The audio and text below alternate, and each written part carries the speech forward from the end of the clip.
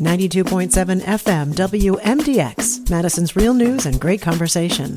Here's your Daily News Roundup. For Civic Media News, I'm Connie Fellman. A massive search is still going on in Door County for a pair of kayakers who've been missing since Saturday evening. Authorities say the two 20-year-olds went missing after heading out on the water without life jackets near Washington Island. Multiple agencies searched late into the night Saturday and started again at 7 a.m. Sunday morning. The two still haven't been found. Authorities are asking the public to keep an eye out for the two. They're described as a 20-year-old man with brown hair, just under 6 feet tall, about 195 pounds, and a small woman of the same age, just over 5 feet tall and less than 100 pounds. A new report says Ben Wickler, the former head of Wisconsin's Democratic Party, is exploring a 2028 Senate run that could put him against Republican Ron Johnson. According to NBC News, Wickler has been in discussions about a campaign, and some Democrats see his current book tour as a way to build name recognition across the state.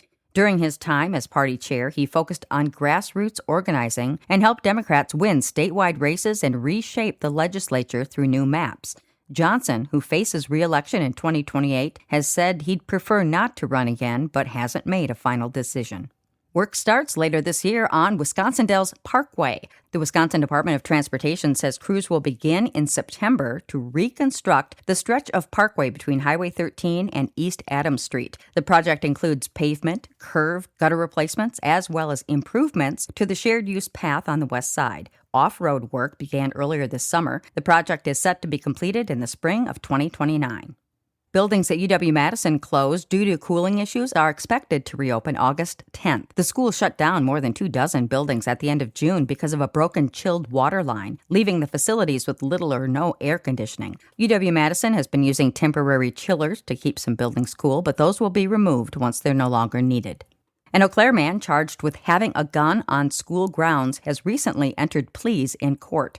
A criminal complaint shows Andrew Shishuga went to Putnam Heights Elementary School and would not leave for 5 minutes after ringing the doorbell. Law enforcement said Shishuga applied for a job and was upset he wasn't hired. He was arrested on multiple charges. He has since pleaded not guilty on all counts and remains in custody on a $10,000 cash bond.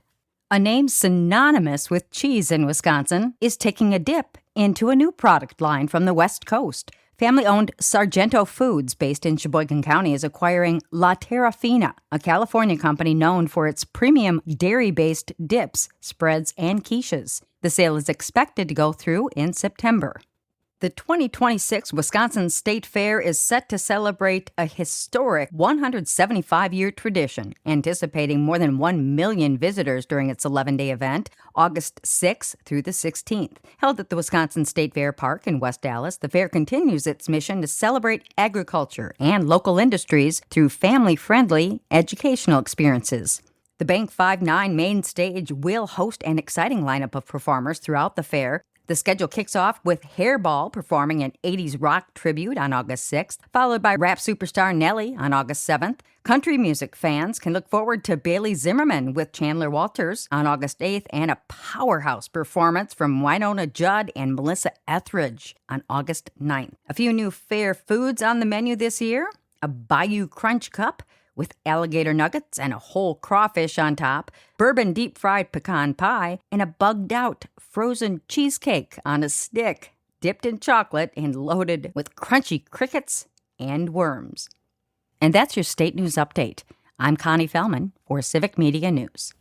It's the Bucks and the Brewers. Hi, I'm Mike Clemens with Sports Baseball. The Brewers opening a 4-game series tonight against the Pittsburgh Pirates in Milwaukee. A rough day yesterday for Jacob Mizorowski. Despite only allowing 2 hits in 6 innings, the Miz gave up a 2-run homer as the Angels beat the Crew yesterday 3-0.